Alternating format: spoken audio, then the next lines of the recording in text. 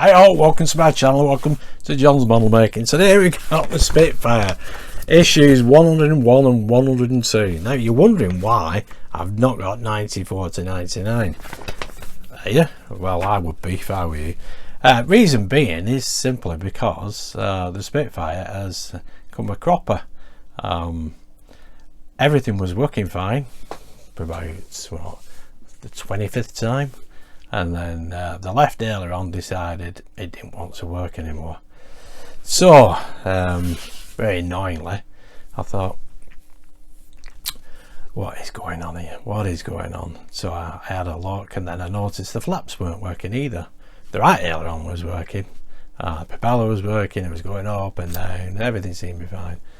Now I'd been monitoring the batteries just to see how much, not how much current it was drawing, but how much power they were actually losing.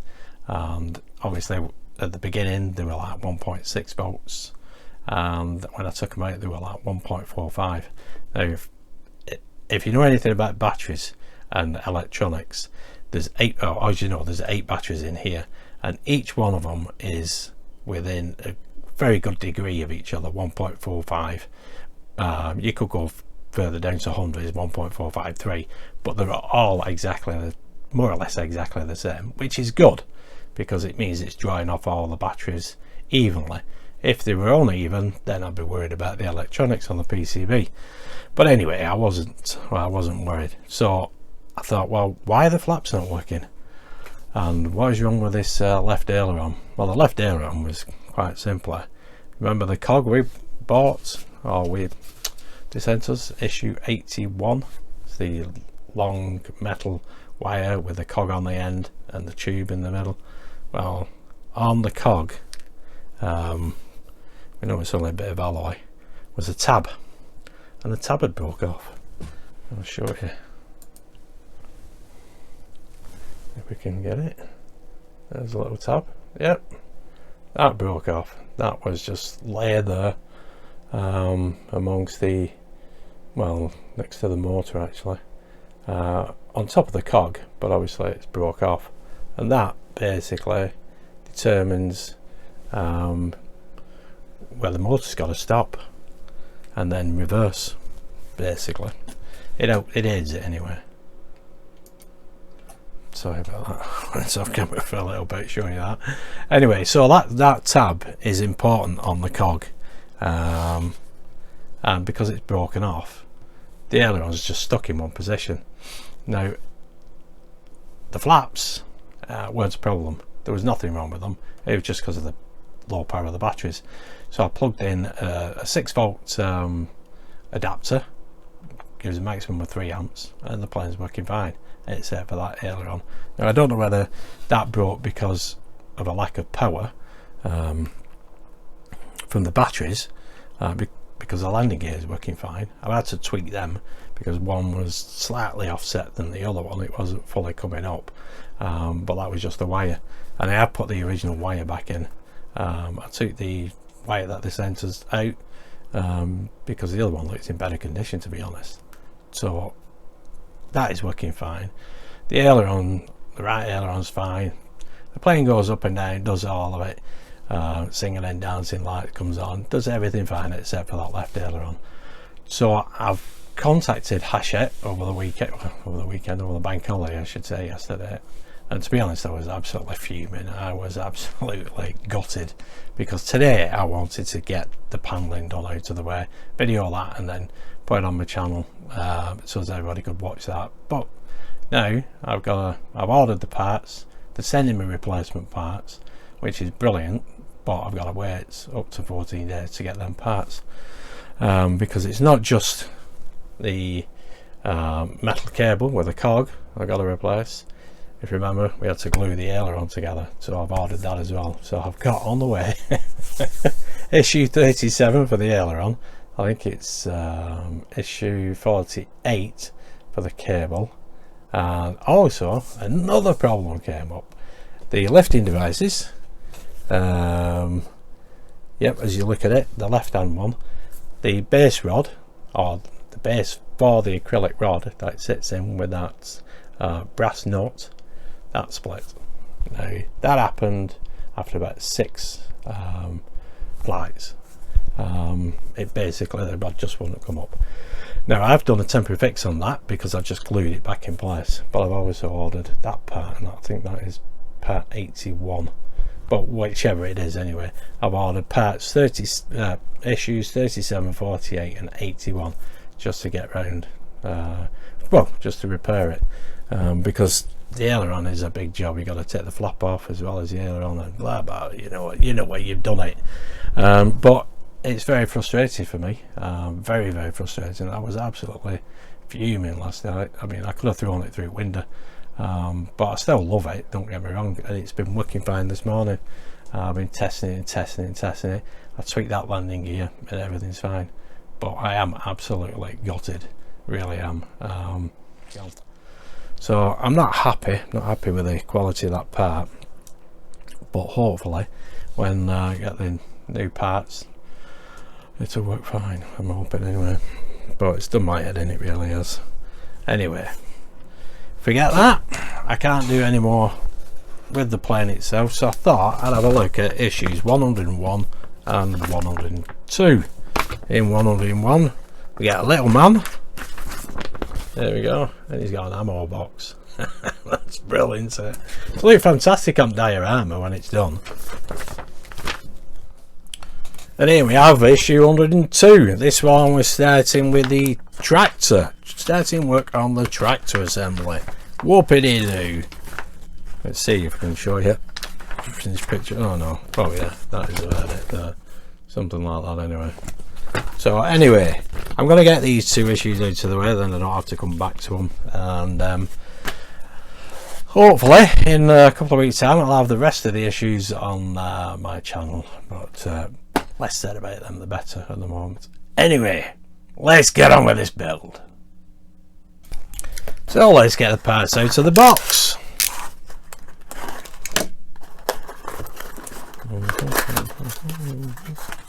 Oh, these are nicely delicately wrapped. There's a little figure of a man. Maybe he can do a better job than me. Let's have a look at him. There we go. Oh, he's already got his ammo box. Oh, that's pretty cool.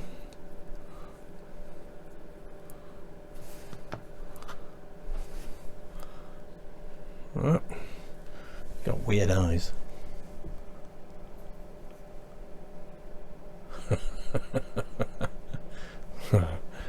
Looks pretty cool.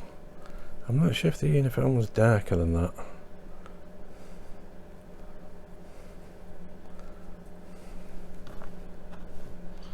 That looks pretty good there. Oh yeah, that's what that guy looks like.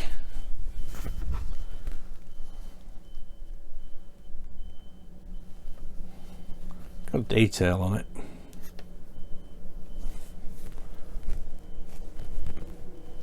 Let's see if you can see any more detail. There we go. On his arm, upper arm.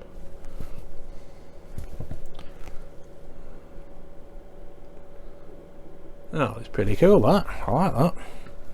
Very much so. There's no great lot to this. That goes there, that goes there. Yeah, that pops in there, and then there's just 2 clips. There we go.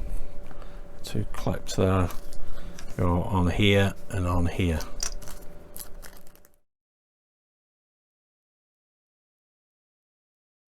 These pegs.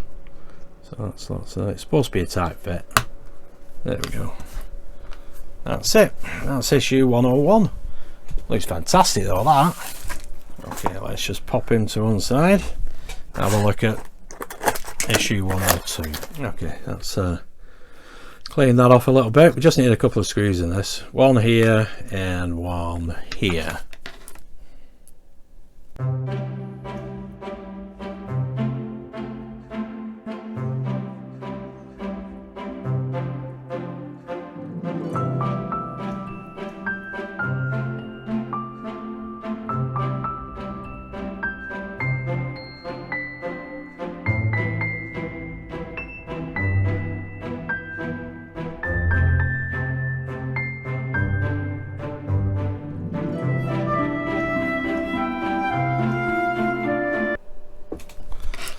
There we go. Quick 2 issues. Obviously something goes on top of there. That's the first part of the tractor. There we go. That's the first part of the tractor. And our little man. He's sitting better than he. Just adjust that there like that, and he's fine. And he's got his ammo box. Let me just move this. Oops. Yeah, it's in a bit better now. Cameras. Pah. Okay, let's not forget to have a look at the magazine. Here we have the first story on page 8. Imphal Valley operations. Following reversals in the Arakan area, Japanese forces turned their attention to the Imphal plain in northeast India in March 1944. And here we have a Mark 8 Spitfire. And a little bit on New Zealand Flight Officer Alan Peart of number 81 Squadron beside his Spitfire Mark 8 in Ceylon, now Sri Lanka, March 1944. I love these stories. There we got the next page, number 154 Squadron, Spitfire VCs of number 145 Squadron in the desert camouflage undergo maintenance in December 1942. I can't pronounce that. Ground Crew Service Spitfire of number 154 Squadron at Protville Airfield in Tunisia in May 1943.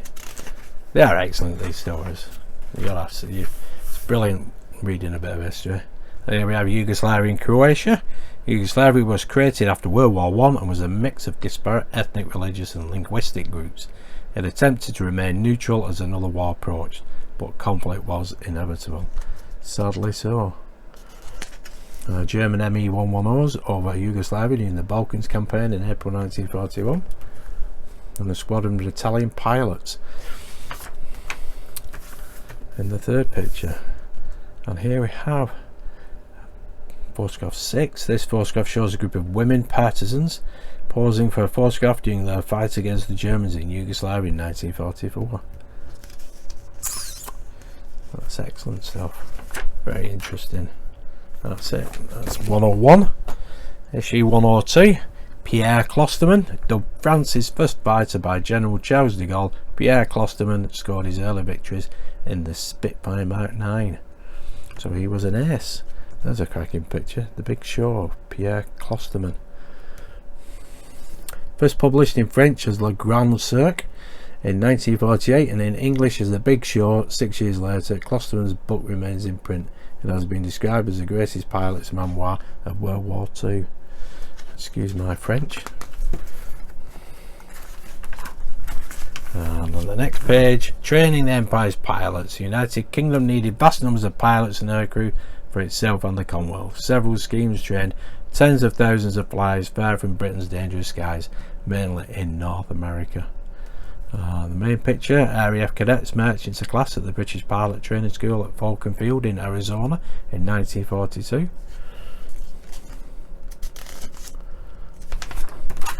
Excellent. Oh, look at this. Well, we got here, page number 5. Yes, Bristol Blenheims of number 13, OTU in flight in 1943. Operational Training Units, OTU. Excellent. I painted one of these, Bristol Blenheim, recently.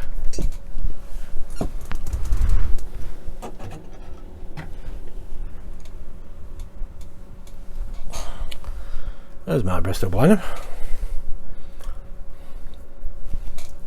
That was an excellent build, that. Got a pilot in it as well. Weathered it a little bit. Cracking plane. Lovely. Well, that's my attempt. Excellent stuff. What we have here, de Havilland DH-82A Tiger Moth. I did build one of them when I was a kid. I like to do another one. Excellent stuff. There we go. Coming in issue 103. Let's see, your next set of parts. Top panel, exhaust and silencer, radiator, fuel tank, gear levers, headlights, rear view, mirror and other details for the tractor. Oh, that'd be interesting if I could power it up if it's got headlights. Well, I bet they're not LEDs with it. Excellent stuff. Lovely jubbly. Brilliant. Well, I hope you enjoyed that.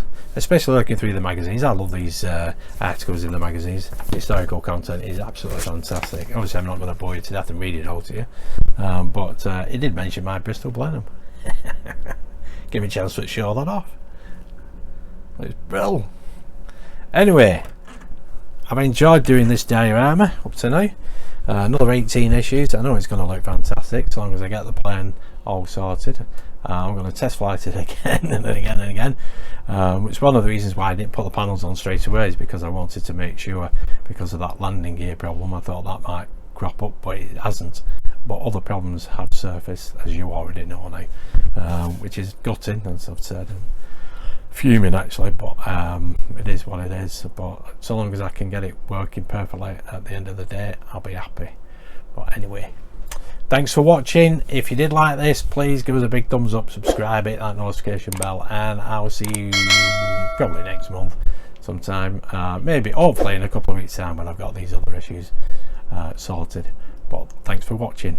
Stay safe. Bye for now.